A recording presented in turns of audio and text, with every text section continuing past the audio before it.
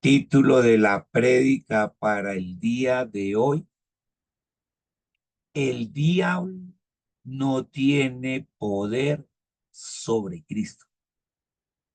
El diablo no tiene poder sobre Cristo. Y si no lo tiene sobre Cristo, nosotros que somos los hijos de Dios, tampoco tiene poder sobre nosotros. Entonces Jesús, ya terminando ahí en el aposento alto, porque la última le hicieron allá, en ese Peniel. Peniel es un aposento alto. Es un sitio, el más alto en una casa. En ese caso era como la terraza ya, en ese aposento alto, en ese Peniel. Ya Jesús estaba terminando ahí de cenar. Después iba a salir para el monte de Getsemaní. Allá iba a acabar de hablarle en el camino. Y finalmente iba a ir a la olivar, allá donde Judas lo entregó dándole un beso. Eso era lo que faltaba que pasara esa noche, lo que acabo de... Entonces dice aquí Jesús, después de que les había dicho que si lo amaban a él, se alegrarían de que volviera con el Padre. Les enseñó eso, no tuvieran un amor egoísta. Sin embargo, vuelve y retoma y les dice, versículo 30, no hablaré con vosotros por mucho tiempo. Claro, ya le quedaba poquito tiempo. En la madrugada de esa noche, Judas Iscariote estaba haciendo su trabajo. El diablo estaba haciendo el trabajo a través de Judas, a través del Sanedrín, a través allá de los fariseos y saduceos, los maestros de la ley que querían aprender a Cristo para matarlo, los soldados que ellos tenían ahí que cuidaban el templo. Todo eso estaba armando el enemigo, el diablo, para ir a acechar y a apresar a Jesús. Y entonces él dice del diablo, dice, porque el príncipe del mundo, ¿cómo llamaba Jesús aquí al diablo? El príncipe del mundo, el príncipe de este mundo. Eso lo hizo en capítulo 12, versículo 31. Lo hace aquí y también lo hace en capítulo 16, versículo 31. Hace eso. Lo llama el príncipe del mundo. Un príncipe tiene poder, ¿no? Un príncipe tiene mando. Entonces él dice, porque el príncipe del mundo, es decir, Satanás viene. Pues claro, iba a venir con él. Es decir, ¿a quién iba a traer? A Judas Iscariote, a los soldados del Sanedrín para que lo aprendieran.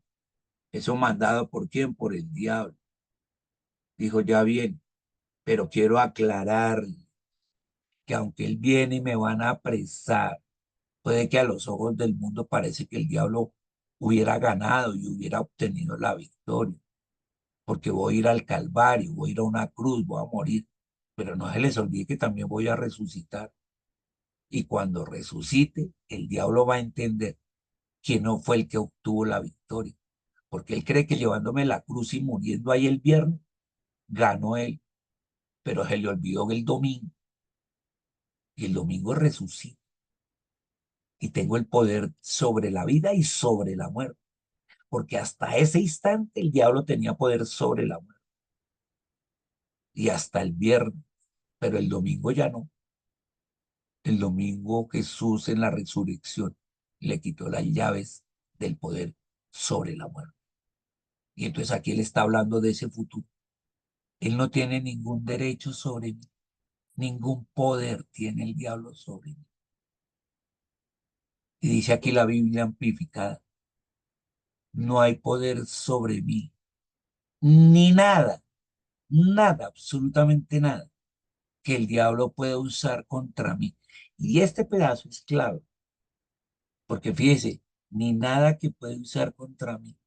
El diablo que podía usar contra Jesús, si él fue inmaculado, él no pecó, nunca pecó, ni el más mínimo pecado. No tenía nada que reclamarle, nada con que molestarle la vida, nada que sacarle en cara. Él cumplió toda la ley.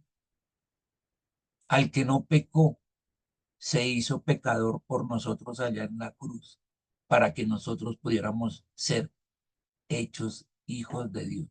Eso, no podía usar nada. Entonces, aquí vale la pena ese pedacito. de que el diablo no puede usar nada contra Jesús. Y mire, Primera de Juan 5:19 dice, sabemos que somos de Dios, claro, somos sus hijos, pero el mundo entero está bajo el maligno. La misma Biblia dice, ojo, esta tierra, el gobernador de esta tierra es el diablo. El mundo entero está bajo el maligno. Desde tiempos de Jesús estaba en el poder del maligno. Desde Adán y Eva, desde que cometieron el pecado por desobediencia. Ellos le entregaron el control que tenían, el poder y el control sobre este mundo lo tenía Adán y Eva, pero se lo entregaron a Satanás cuando desobedecieron. Y a partir de ahí, Satanás es el gobernador de este mundo y lo sigue siendo hoy en día. Y en tiempos de Jesús también lo era, pero sobre Jesús no tenía ningún poder porque él no pecó, no tenía nada con que acechar, no podía usar nada contra él.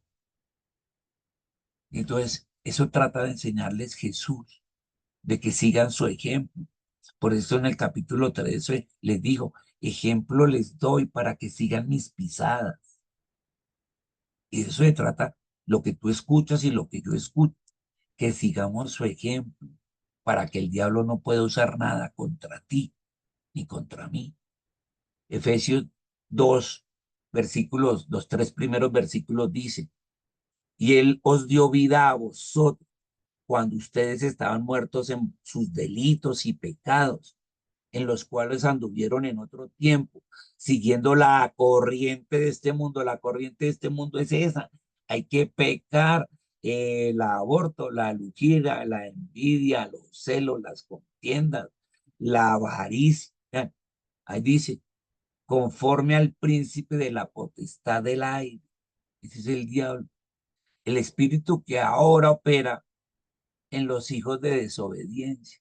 No es el Espíritu Santo el que opera la desobediencia, entre los cuales todos nosotros vivimos en otro tiempo,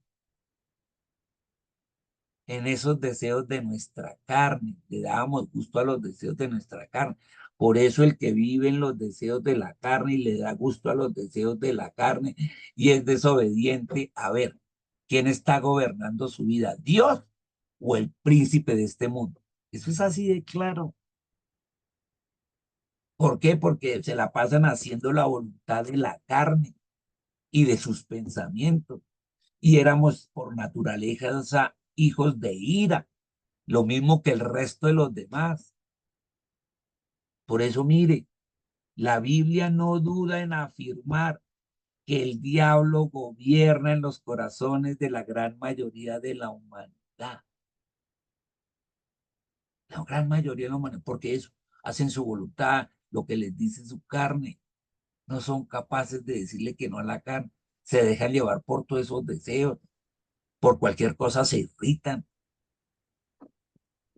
les da ira. Mire, aquí en este pedazo de este versículo, que concluimos que el pecado es lo que le da el poder a Satanás para controlar a las personas. Eso es lo que le da poder a Satanás. ¿Por qué? Porque eso lo puede usar contra ti. Y aquí Jesús por eso decía, él no tiene poder sobre mí, que no he pecado, no puede usar nada en contra mía. Mire, yo lo vi, yo lo oí, yo nada. En cambio, el diablo dice, con que y lo va a usar contra ti. Pero cuando se trata de Jesús, aquí vemos que no hay pecado en él. Y por esa razón, el diablo no lo podía dominar ni lo puede dominar, porque en él no hay pecado. Pero él quiere que sigamos sus huellas y nos da la solución, porque Jesús dice, mire, mi mayor consejo es ese. Por eso sigue el versículo que sigue, versículo 31. ¿Cómo hacemos para que el diablo no tenga poder sobre nosotros, ni lo pueda usar en contra de nosotros, sino para que el mundo sepa sin ninguna duda que amo al Padre?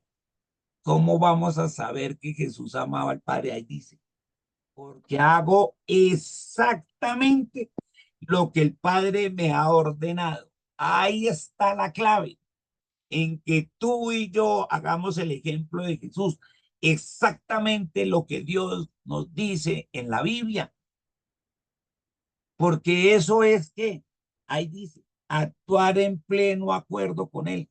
Cuando yo obedezco su palabra, estoy diciéndole a Él, primero, que le demuestro que lo amo. Segundo, que el diablo entonces no va a poder usar nada en contra mía. Y tercero, que estoy demostrando que yo estoy de acuerdo con Dios. Me pongo de acuerdo con Él. Entonces, cuando uno entiende eso, viene el significado de la última frase. Entonces Jesús les dijo, levántense, vámonos de aquí. El significado más elemental de esa frase es cambiar de lugar. Pues claro que cambiaron de lugar. O sea, les digo, vamos a salir del aposento alto, aquí del Peniel, y vamos a ir allí al monte de Getsemaní y vamos a seguir charlando, que son los capítulos que siguen.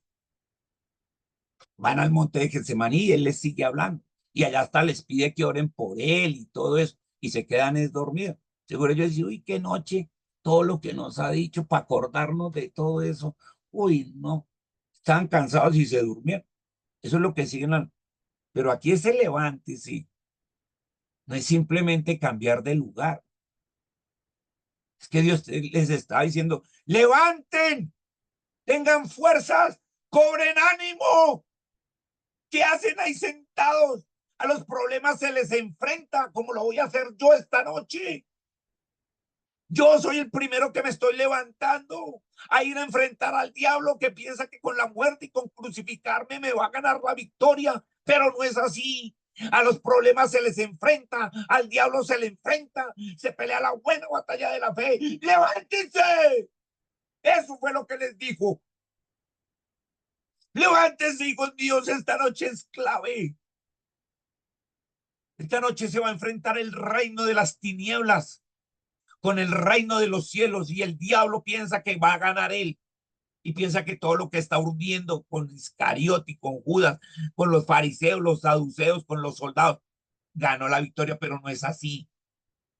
Uno se levanta y pelea la batalla, la fe como yo lo voy a hacer. Y les da ese ejemplo. El primero que me levanto soy yo y el primero que lo enfrenta soy yo. Y eso está ahí en el mundo terrenal, los problemas. Él es primero les enseñó aquí en lo espiritual. Él les dio lo sobrenatural allá en el Peniel. Ahora hay que poner eso por obra y el primero que iba a dar ejemplo es él, en levantarse y en enfrentar hasta la mismísima muerte. ¡Wow!